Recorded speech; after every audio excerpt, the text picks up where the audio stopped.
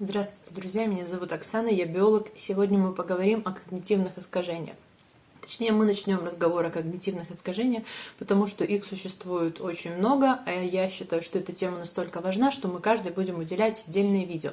И сегодня мы поговорим о когнитивных искажениях. Начнем не с того, что это является багами в нашем мышлении, о том, что это некоторые поломки, неточности, что наш мозг работает несовершенно, хотя в некоторых случаях это так и есть. Действительно, когнитивные искажения являются некоторым шумом, помехами или следствием того, что наш мозг, скажем так, настроен на некоторую неточность, то есть он не является абсолютно алгоритмичным. Мы обладаем некой способностью к обобщению, к ускоренному мышлению, к ассоциативному мышлению. Все это приводит к когнитивным искажениям, то есть некоторым тенденциям в наших когнитивных процессах восприятия, мышлении и переработки информации. Однако существуют когнитивные искажения, и, возможно, на самом деле все они таковы, только мы об этом еще не поняли, которые связаны с особенностями нашей эволюционной адаптации. А именно все эти особенности мышления возникли в связи с тем, что нам необходимо было адаптироваться к окружающей среде, которая очень быстро меняется. И, как вы знаете, наш мозг является достаточно уникальным среди всех животных, потому что очень большая доля нашего опыта, восприятия, она приобретается уже в процессе жизни, скажем так. Мы от природы умеем достаточно мало, и очень много информации, очень много навыков приобретаем в процессе уже жизни нашей, уже постнатального развития. И в связи с этим нам нужно каким-то образом адаптироваться к окружающей среде, понимать эти закономерности, улавливать их. И вот именно для этого нам нужны когнитивные искажения, скажем так. Они возникли как некоторые адаптации, а не бессмысленный просто шум. И сегодня мы поговорим о таком когнитивном искажении, которое, на мой взгляд, очень сильно повлияло на эволюцию нашего вида, и это апофения. Апофения – это когнитивное искажение, которое заключается в распознании ложных связей, которых не существует на самом деле, которые являются результатами нашего ложной нашей ассоциации, то есть способность связывать не связанные между собой объекты, явления, события. Все это апофения. И сегодня мы поговорим о том, какие ее виды существуют. Но сначала вспомним о том, когда мы разговаривали, да, как эволюционировал наш вид. Наш вид эволюционировал, естественно, в дикой природе. Мы вели кочевой образ жизни, и для нас очень важным было вовремя распознавать хищника, опасность, потому что мы очень долгое время находились, скажем так, внизу трофической пирамиды. То есть нами многие питались, да, а мы стали хищниками уже намного позже. И поэтому нам нужно было распознавать опасность. Опасность в виде либо хищника, либо другого человека, принадлежащему другому племени или вообще другому виду в какой-то период истории. И для этого нам нужно было быстро по каким-то отрывочным образом, по каким-то отрывочным данным, звукам восстанавливать целостный образ того, что мы можем увидеть. Допустим, увидеть образ какого-то морды, лица, да, в темноте, или где-то в рисунке кустов увидеть, как там прячется хищник, и быстро на это среагировать, услышать по голосу, по звукам, вычленить из шума возможный крик хищника или другого, да, чужака, чужого человека, распознать голос своего и среди шума или голосов чужих и так далее. Поэтому вот это вот когнитивное искажение как раз-таки и сформировалась у нас как способность вычленять вот такие вот общие закономерности из какого-то фона, из какого-то шума, из отдельных, не связанных между собой явлений и связывать их между собой. Это не единственное, что дала нам апофения. Еще одним артефактом, да, таким, который возник в процессе эволюции, является религия. Религия сыграла огромную роль на этапе нашего формирования, поскольку когда мы перешли от кочевого образа жизни, когда мы жили небольшими кочевыми племенами по 20, 30, 40 особей, наступила эпоха земледелия, когда мы стали жить в одном месте, больше пищи, мы стали больше размножаться и, соответственно, жить рядом со своими соплеменниками. Племена стали увеличиваться, и мы стали общаться с таким количеством людей, с которым мы до этого просто не сталкивались. Во-первых, мы не могли их всех запомнить даже, потому что, да, количество у нас связей наших ограничено, которые мы можем поддерживать. И мы, конечно, не могли выстроить со всеми, скажем так, хорошие отношения, потому что агрессия, она спонтанно возникает в любом сообществе. И вот для того, чтобы объединиться нам все вместе, нам нужна была какая-то общая идея. И этой идеей стала религия. К тому же, что религия обладала такой очень значимой еще объясняющей функцией, она обладала такой успокаивающей функцией, да, она могла дать людям надежду на то, что что-то произойдет, на то, что есть какие-то силы, боги, которые могут повлиять на их судьбу и дать им урожай или изменить погоду в лучшую сторону. И как происходило формирование вот этих вот религиозных верований, ритуалов, опять-таки, за счет того, что люди выполняли какие-то случайные действия, в это время происходило какое-то параллельное несвязанное событие, допустим, менялась погода, шел дождь или приходил какой-то хороший или плохой человек, и люди связывали эти события в своем сознании. Потом появлялись шаманы, которые выполняли песни или стучали в бубен, соответственно, события повторялись и с какой-то частотой. И, в общем-то, мы находили в этом закономерности. Опять-таки, также возникли различные там методы лечения заговорами, песнями, да, которые до сих пор сохраняются в каких-то таких неконтактных племенах, ну или племенах, ведущих такой естественный, натуральный, приближенный к натуральному образу жизни. Вот таким вот образом. То есть на самом деле это очень важно. Говорим о том, какие виды существуют. Самый первый такой распространенный вид апофении – это паридолия. Паридолия – это визуальное, образное, символьное восприятие такой вот ассоциации, да, несуществующих ассоциаций. Это тот вариант, когда мы видим в рисунке обоев или в облаках какие-то объекты, лица животных и так далее.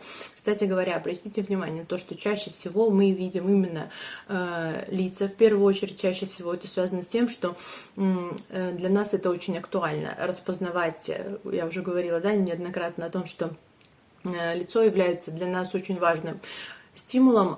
У нас появилось очень много мимических мышц, появилась сама мимика, возможность разговаривать, обмениваться вербальными и невербальными сигналами. За это вот все, в общем, все это находится на нашем лице, да, интерфейсом является лицо, поэтому мы распознаем своих, чужих, распознаем настрой человека благодаря тому, что узнаем его лицо. И мы это делаем очень быстро, за доли секунды, и на самом деле на этом основана вот эта вот паридолическая такая способность видеть лица в каких-то не связанных с этим совершенно объектах. На втором месте это животные, да, потому что животные — это объекты охоты, и нам их тоже нужно было, или еще охотники, это опять-таки, возможно, даже это важнее, то, что это хищники, которые готовились на нас, охотились на нас, это источник опасности, и нам их тоже эволюционно выгодно было быстро распознавать. Именно поэтому редко мы там видим где-то в облаках растения или какие-то неживые объекты. Скорее всего, это действительно лица и животные.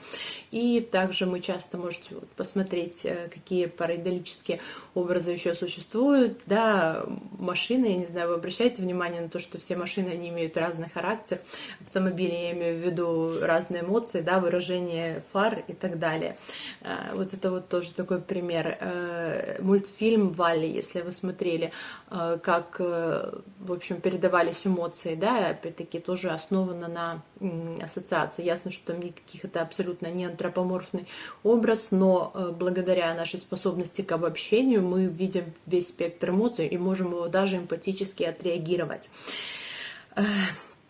И есть такие вот общие, это мы воспринимаем, да, индивидуально, но есть такие закономерности, которые люди воспринимают абсолютно все одинаково. Это так называемый человек на Луне, да, когда Луна, она сама круглая по себе, то есть напоминает нам уже лицо, и те пятна, кратеры, которые есть, они напоминают людям лица. Так вот было очень давно и, в общем, продолжает быть. Посмотрите на Луну, видите ли вы там лицо. Исторический такой снимок, историческое событие. Это когда была сфотографирована марсоходом первым или одним из первых скала на Марсе, которая была названа впоследствии марсианский сфинкс, которую многие увидели лицо и, естественно, заподозрили рукотворное происхождение данного объекта. Но потом, когда его перефотографировали уже спустя много лет, конечно, утвердились мнения в том, что это просто игра воображения, света, тени и воображения. Очень много опять религиозных случаев, да, такие вот связанные с религией появления, а именно ликов, да. Почему ликов? Потому что это для верующих людей это очень значимый символ, а мы опять-таки вычисляем символы, которые для нас важны и значимы. И вот для религиозных людей это вот лики, которые они видят в разных местах на хлебе, да, очень часто на хлебобулочных изделиях, какой-то потекшей где-то воде, краске и так далее. Возникают сообщения на стенах домов о том, что возникают какие-то лики. Тоже пример визуальной иллюзии. Визуальной иллюзии и ассоциации. На этой же иллюзии основана, опять-таки, около религиозное такое, как называется, магическое, да, оккультные ритуалы, гадания на кофейной гуще, гадания на воске, когда опять-таки выливают и в бесформенных фигурах, угадывают какие-то очертания. И, естественно, это не только угадывается очертаниями, это уже связано и далее с ассоциациями, да, люди находят подтверждение того, что им нагадали, то есть такие вот долгие события, иллюзии возникают в сознании людей. Действительно, очень много людей как бы в это верят, и достаточно интеллектуально развитых людей, так что дело тут не в самом развитии, да, интеллекта, уровня IQ, а опять-таки в особенностях, в других особенностях работы мозга и восприятия. Религиозные чувства, тут сделаем небольшой такой вот отход, который вот опять-таки в том числе позволяет людям испытывать такие эмоции. Оно связано, естественно, есть его центры локализации, да, в головном мозге. Было даже искусственно получалось стимулировать это чувство путем стимуляции височных долей, так что, в общем-то, все это имеет под собой тест Роршаха. Тест Роршаха — это тест рисуночный, да, пятен, в котором каждый человек, абсолютно независимо от наличия болезни, должен видеть какие-то объекты. А вот то какие-то объекты уже будет зависеть от степени вашего психического здоровья. То ли это действительно какие-то нейтральные, эмоционально нейтральные стимулы, какие-то животные, насекомые, маски, части какие-то там, да, какие-то, в общем, безобидные объекты, и если у людей есть психические нарушения, психоз, в частности, это тест на шизофрению, они видят там какие-то эмоционально насыщенные, пугающие или, в общем, страшные какие-то картины, отвратительные, пугающие и так далее. Итак, перейдем, давайте теперь к следующему виду, да, к следующему подвиду апофении. Это иллюзия корреляции. Она уже связана не с восприятием, не с визуальными, точнее, образами, а уже с понятиями, больше с мыслительными операциями. Это тот случай, когда мы воспринимаем два каких-либо случайно совпавших события как проявление какой-либо одной общей закономерности или как взаимосвязанные. Тут вот есть два варианта. Иллюзорная корреляция помогает нам ассоциировать черты и их носителей друг с другом. Например, те признаки, черты, которые мы склонны ассоциировать с большинством, обычно являются более положительными, более желательными, те, которые мы встречаем и пользуемся ими чаще. И в противовес к этому с меньшинством связаны более негативные черты, вытесняемые, которых мы стараемся избегать. И это искажение, эта закономерность лежит в основе возникновения многих стереотипов против меньшинств. Таким образом возникают различные идеологии, идеологические гонения против групп меньшинства. Ну вот примером этого является как раз-таки та расовая политика, которая долгое время существовала в Соединенных Штатах, да, то есть она была обусловлена историческими процессами, то, что темнокожего населения, оно находилось, скажем так, в таком подавленном, ущемленном положении, действительно в меньшинстве, и вот этот стереотип, который существовал, он связывал более низкий интеллект с этой группой населения, и в связи с этим якобы считалось обоснованным и нормальным то, что они, соответственно, занимают более низкий социальный статус. И, опять-таки, благодаря существованию уже других когнитивных искажений, поскольку наше сознание ищет подтверждение тем фактам, которые они есть, эти такие феномены, да, вот эти вот искажения, они укреплялись еще и благодаря научным исследованиям. То есть проводились научные исследования, которые показывали, подтверждали, да, то, что цвет кожи может быть скоррелирован с уровнем интеллекта. Однако, когда позже эти исследования были переосмыслены с корректным анализом данных, а именно приемом, использованием поправок на социальный статус, на уровень образования, на доступность образования, оказалось, что такая корреляция значимая, она отсутствует.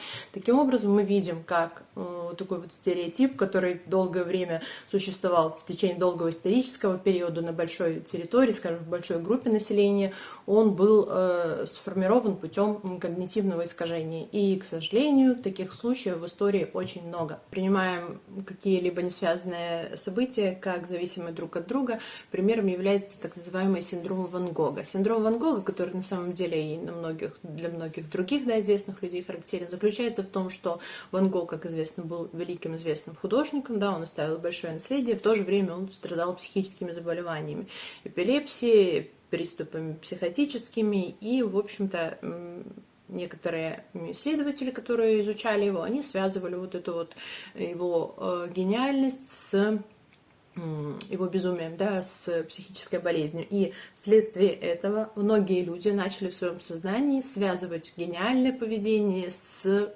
психотическим, хотя это далеко не так. Кстати говоря, есть современные исследования, которые подтверждают наличие некоторой связи между особенностями, да, отклонения в характере и безумием. Но опять-таки это не причинно-следственная связь, которая позволяет быть человеку гениальным. Это подтверждается, опять-таки, на многих известных людях, которые были весьма эксцентричны в своем поведении.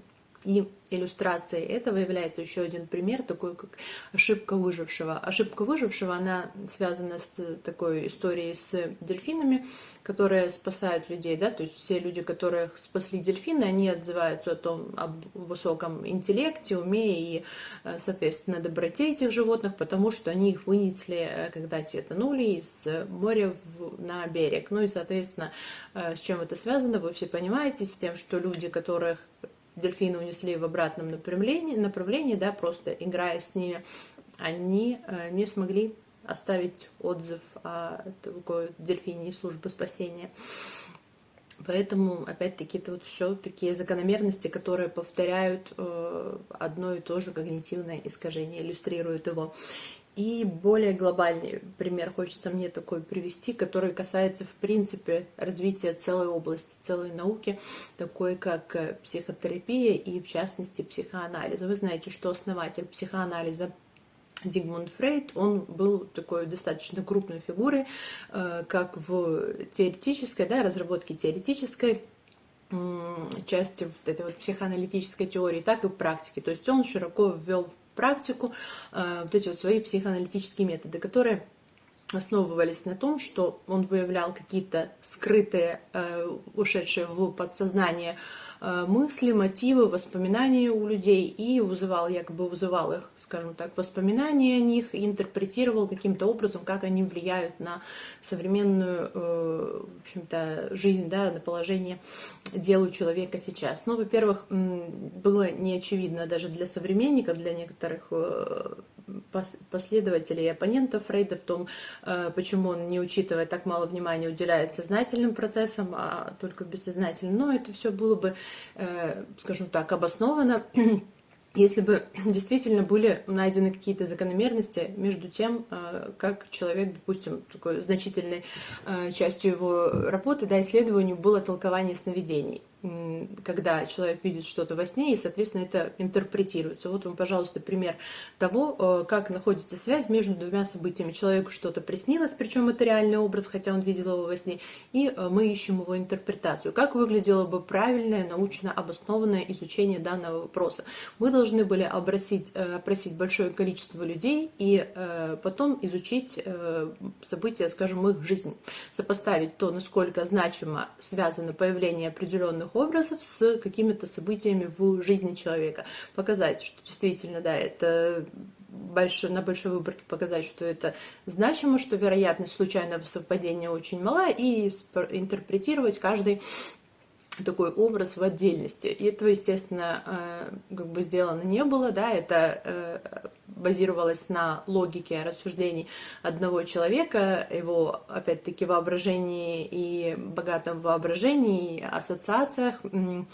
И поэтому, соответственно, сам по себе психоанализ, в частности, толкование сновидений, оно является тоже, к сожалению, примером такой вот апофении и примером ложной корреляции, когда, возможно, она и существует, но только этого никто не доказал, а те, кто делал это позже, они не показали, что такая связь существует. Да? Тем не менее, многих людей терапевтировали, лечили таким образом, что, в общем, используя эти ложные воспоминания. Кроме того, еще один интересный момент, опять-таки, связан с этой теорией, это то, когда у людей в процессе терапевтической работы вызывали мысли, воспоминания, которые они якобы забыли, которые были вытеснены в подсознание. И в процессе анализа некоторых таких вот шумных дел оказалось, что это были не, скажем так, вызванные воспоминания, не забытые, это были ложные воспоминания. То есть люди просто восстанавливали эту картину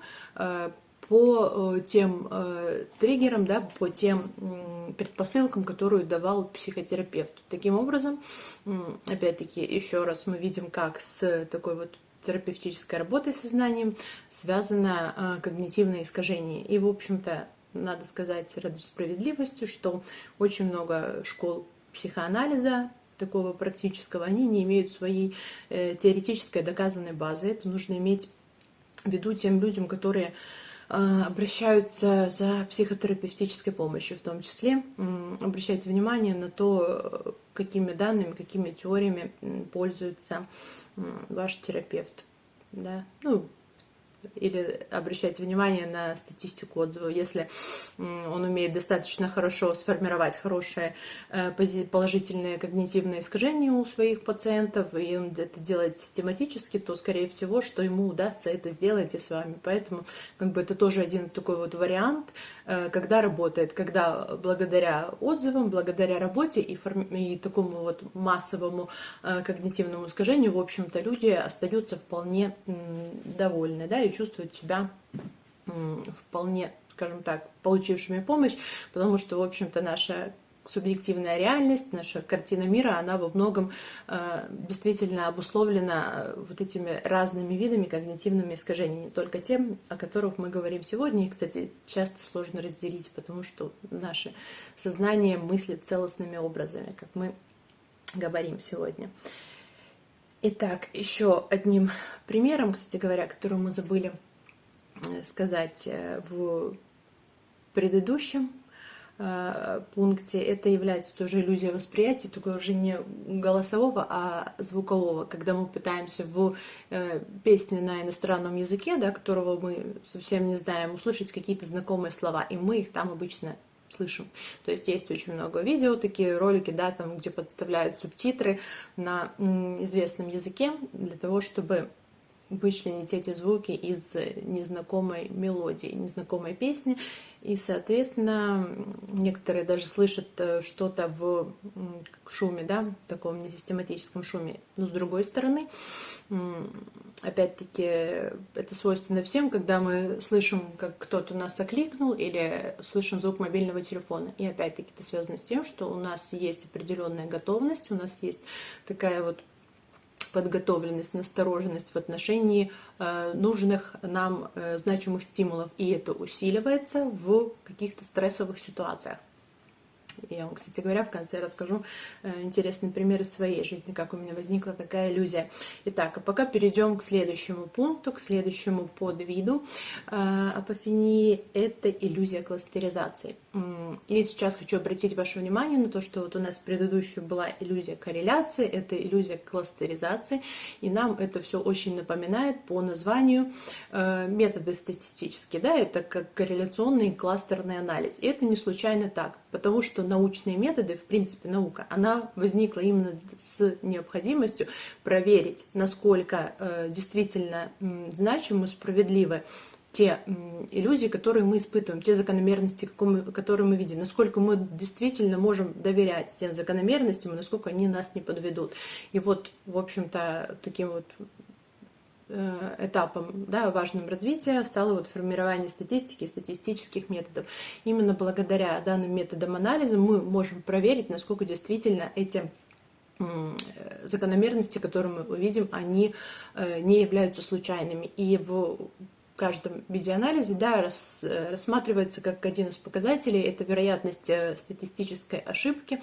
Имеется в виду вероятность того, что у нас данные, та закономерность, которую мы обнаружили, она является результатом случайности. И когда мы говорим об уровне достоверности или уровне значимости, например, 1/1000 или 1/100, мы имеем в виду, что вероятность того, что это событие или та последовательность, которую мы изучаем, была случайной, является 1/1000, что в одном из 1000 вариантов это может быть проявлением случайности, то есть это всегда остается. И в то же время, когда мы имеем всего лишь 2 наблюдения, допустим, вероятность того, что это совпадение, очень высокая. Поэтому всегда исследователи стараются увеличить количество объектов наблюдения, выборки, количество повторов в эксперименте и так далее. Это связано именно как раз-таки с желанием избежать вот этой вот случайности, случайного попадания в вот этой вот закономерности. Итак, это такое отступление. Теперь поговорим дальше об иллюзии кластеризации. Итак, иллюзия кластеризации – это иллюзия воспринимать какие-то общности, которые существуют в достаточно большой такой выборке, да, в достаточно большом множестве.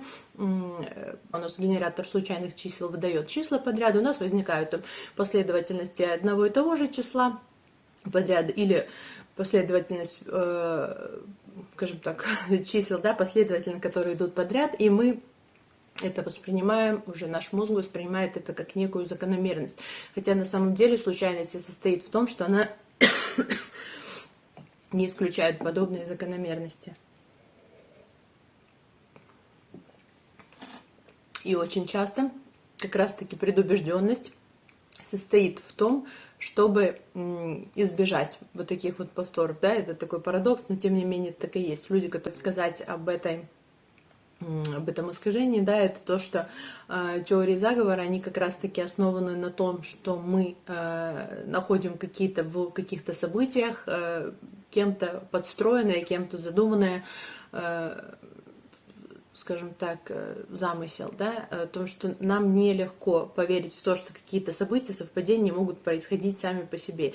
И за счет этого люди склонны видеть в политических, социальных процессах именно вот такое вот влияние какого-то. Естественно, мы наделяем обычно влиянием, да, тех, кому это проще всего сделать, то есть люди, которые имеют власть, имеют доступ к чему-то. И сюда же относится к данному типу иллюзии, относится иллюзия контроля, когда человек считает, что либо кто-то может ему управлять, его контролировать, либо что он может своими действиями управлять какими-то процессами, которые на самом деле никак с ним непосредственно не связаны. И это вот пример, кстати говоря, ярко выраженный таких вот ритуалов при ОКР, когда люди считают, что им нужно наступить или наоборот не наступать на какую-то трещину в асфальте, или сколько-то там раз обойти свой дом или помыть руки для того, чтобы что-то не случилось с их родными, или чтобы никто не умер, и все это действительно подтверждается, потому что они повторяют свои ритуалы постоянно, ничего не происходит плохого, и, соответственно, они верят, что это вот происходит за счет их влияния. Ну и, соответственно, в обратную сторону это работает, когда человек видит закономерность, начинает видеть закономерности в каких-то номерах автомобилей, какие-то прохожие начинают замолкать, да, или смеяться, когда он проходит мимо, и он опять-таки это ассоциирует со своей личностью и с теми чувствами, эмоциями, которые на него направлены. И если мы говорим, что все, в принципе, эти искажения, да, апофения, она свойственна всем людям в норме и является, в общем, нормальной адаптивной стратегией, то когда человек переходит от нормального или невротического уровня к психотическому спектру, когда у него возникают уже расстройства, то эти события, они перестают восприниматься критически, то есть он их полностью верит и верит в вот эту вот иллюзию влияния или контроля. И, как мы понимаем уже, да, мы переходим в область такую патологии, потому что действительно усиление вот этих вот всех когнитивных искажений, оно именно характеризует психические патологии. И в первую очередь это свойственно для шизофрении, то есть поиск ложных ассоциаций, соскальзывание при рассказе, оно как раз-таки вот и приводит. Если что, посмотрите видео о шизоидах, я там подробно рассказывала как раз, как у психотиков, да, как проявляются эти искажения. То есть это возникает косвенное мышление, когда постоянно новые ассоциации, они выстраиваются в какой-то логический ряд, который понятен только самому повествователю. Окружающие не понимают, не улавливают эту логику именно за счет того, что формируются вот эти вот ложные связи между объектами. Это один из вариантов. Но опять-таки вариант второй — это паранойя. Параноидный синдром, который может сопровождать как шизофрению, так и другие, да, состояния, может самостоятельно встречаться. И при ОКР. При ОКР, то, что мы сказали уже, опять-таки ОКР, не знаю, наверное, не проявляется в виде психозов, но это вот такие вот навязчивые невротические действия, когда человеку необходимо это действительно, когда они достигают такой вот степени тревоги, могут панические состояния вызывать, когда человек думает, что если он не совершит какой-то ритуал, то произойдет что-то страшное. Вот это вот все тоже работает и встречается. Еще одной особенностью, помимо тех перечисленных признаков, о которых я уже говорила, является связь склонности к данному типу искажений с характерологическими особенностями, а именно с открытостью новому опыту. Было показано в исследованиях то, что люди, которые имеют более легкую способность формировать вот такие вот иллюзии, ассоциации, они обладают значительно более высоким, чем в среднем популяции, признаком большой пятерки открытость новому опыту. Таким образом, мы понимаем, почему, откуда, скажем так, может быть вот этот вот стереотип о гениальности, да, или наличии какого-то высокого интеллекта и некоторой склонности такой к фантазии. Это очень полезно, опять-таки, в нашей повседневной жизни и в творческой деятельности. И, безусловно, творческая деятельность не обходится, да, без такого вот свободных ассоциаций и даже в научной среде, потому что для генерации новых идей, поиска новых идей, нахождения каких-то смыслов, апофения, она важна. Но важно, когда эта идея нам приходит, как раз-таки тут нам в помощь приходит научный метод, и мы должны проверить все эти наши догадки, все наши предположения с помощью строгих научных статистических методов.